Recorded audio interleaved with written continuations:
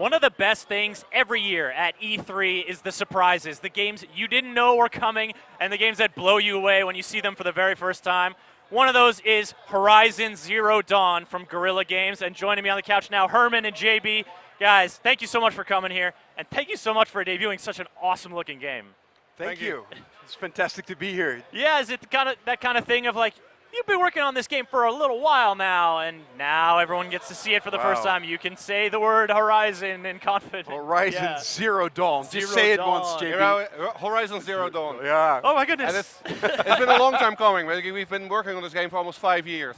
Wow. So it's very exciting for us to finally be here and show it to the rest of the world. And I mean, my mind brims with so many questions, but for those of you who didn't catch the reveal at Sony's press conference, basically sort of a post-apocalypse world. It's like the apocalypse happened, everyone was recovering, sure, but now it's like the distant future to the point where the old ones who built these skyscrapers are myth. Exactly. So the cataclysm happened. We're about 1,000 years on, so nature has completely reclaimed the land, and you know that's where the twist is. Human life is no longer the dominant species. It's now the machines that run the show. Yeah, I was wondering, so you guys, they're machines, clearly, sort of the creatures, but this is an ecosystem that's developed, and there are carnivores and herbivores, if you could call them carnivores and herbivores. I mean, you guys had to kind of puzzle out a whole web of nature when designing those creatures, right? Yeah, there's a whole ecology there, and it's all very intertwined. We're not really going to tell you basically how all the robots are interconnected and what their exact backstory is, but basically that's one of the big mysteries about playing the game and finding that out. But in the movie, you could already call out a couple of the elements where you see the machines working together.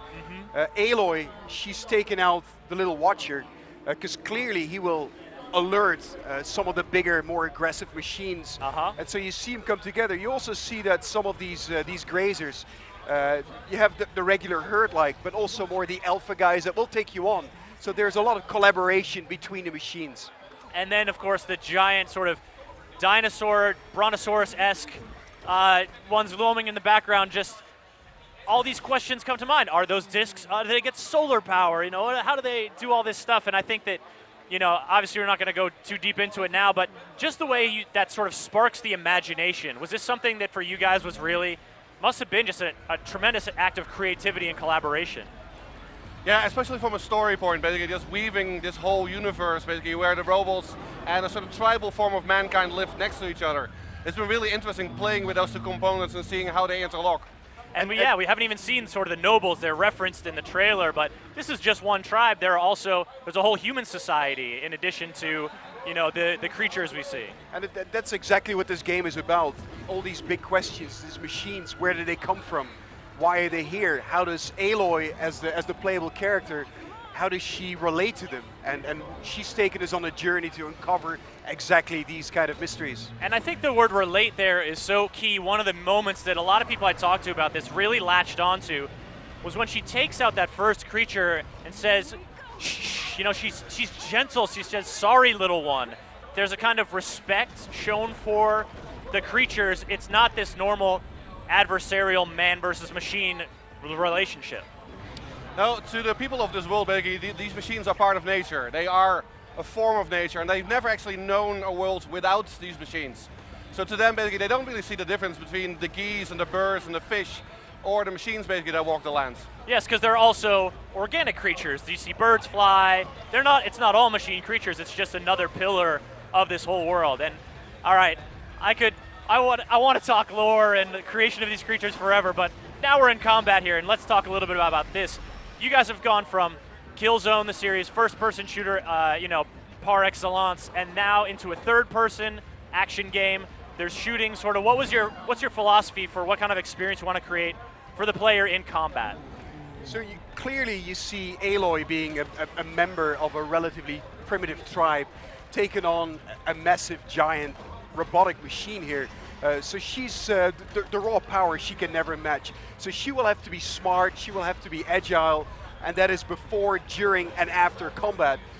She's got a bow with a lot of different types of ammo on it. She's got a rope caster to tie him down. It's all about intelligence, agility, and knowledge here in terms of combat.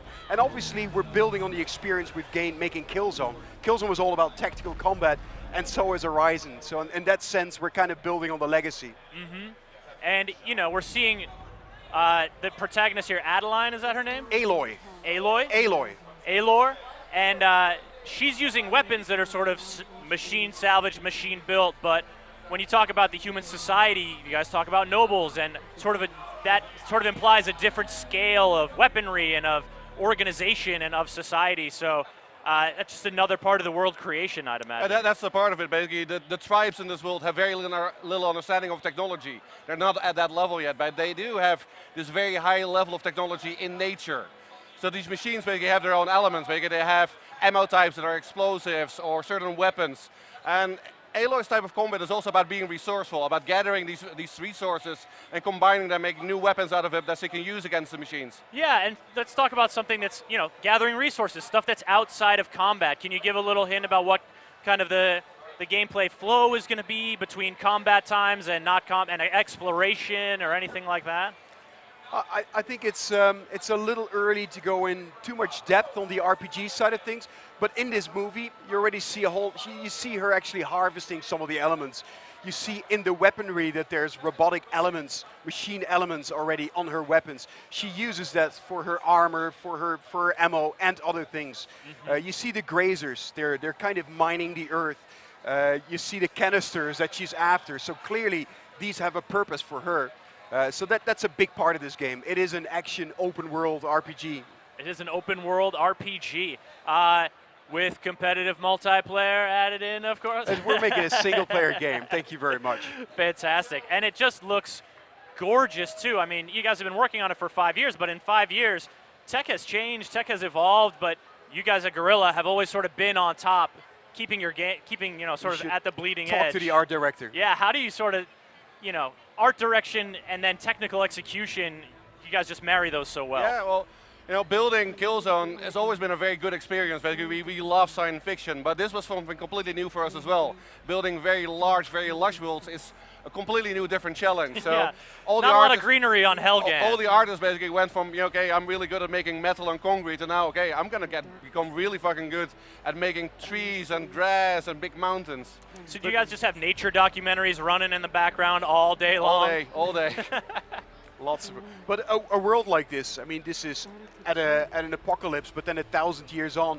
Try to think that through conceptually. There is obviously no photographic reference of a world like that. So everything is being discussed by the team, and not just the art team, but predominantly also the design team. It's been a lot of sussing out for us. I would imagine so. And just, yeah, kind of conceptualizing what kind of story you want to tell in the world, because you're taking on, you know, at least the themes that come to mind, the man versus machine, the sort of technology versus nature. You're subverting that in a big way, but so there's power to be found and identification in terms of our natural reactions. Oh God, the giant robot monster must be evil, but you're really sort of playing at maybe something that's more nuanced than that. There are a lot of big themes here. You know, life after us, what happens actually when humankind no longer is that dominant species. There's also the autonomy of machines, of drones. Like, how does that work? So we're not necessarily answering all those scientific questions in great detail in this game, but they are kind of the backdrop for us coming up with these big concepts. Yeah, I don't need to know what the exact chemistry is of these green tanks on the back of the Grazer here, but man. There is a reason for all of that in the game. Oh, yeah. I guess that's another challenge, right? If you're building an entire world, an entire new place you're conceptualizing, you also have to have some focus. Otherwise, you're never going to develop a game. You got to sort of pare down the things that are important to you. And so, in terms of the player experience, what were some of those pillars of what's important to you guys with Horizon Zero Dawn? Well, there's a couple of aspects. First of all, basically exploration. Basically, this is a large world. There's a lot of mysteries in it. There's a lot of stories to tell. So we want the player to go out there and find interesting places, see a point on the horizon and go there and find adventure there. That's really important for us. But of course, it's also a combat game. It is an open world action adventure, and that action part is really important to us. So as you go out there, basically there's lots of activities to do and lots of creatures to fight, and also lots of humans to fight, of course, as well.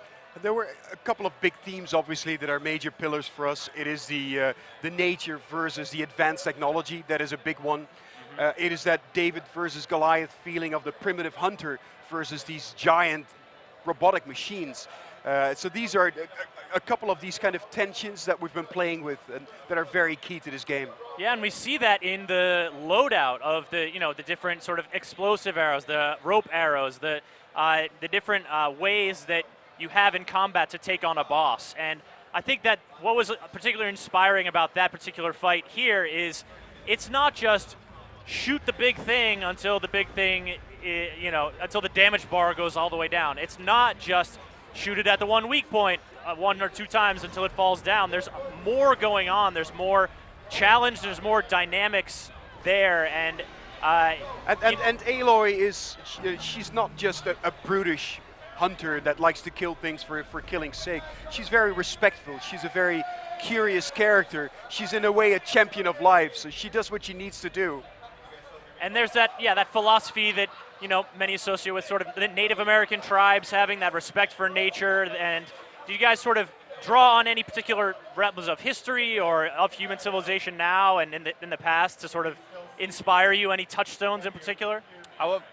As part of the research, we looked at every single tribe that ever existed and read their stories, and Native American tribes are part of that as well, but also Mongolian tribes or African tribes, basically just looking at how humanity sort of lives in its most primeval form. Which is not a confirmation that all of these tribes are in Horizon. Just to clarify.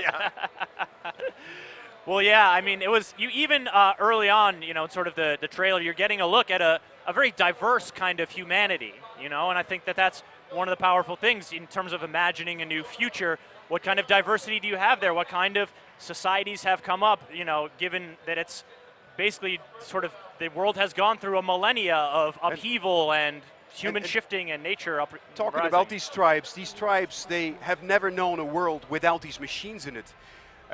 So the old ones, that's us, right? So the way they deal with the machines is very different. Some hunt them down.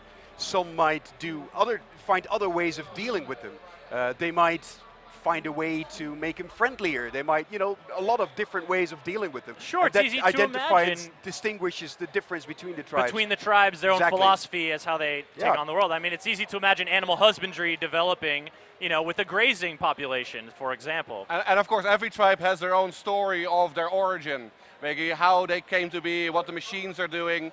None of all of these stories are correct, of course. Maybe there's lots of mythology and legend there as well. Well, Horizon Zero Dawn, a world full of stories, and at this point, a lot of mysteries that I personally am so eager to explore. Gentlemen, thank you so much for coming on and taking the time to talk about a new game, Horizon Thank you. Zero Dawn. It's looking fantastic, folks. I hope you're as excited as I am, because I'm really excited.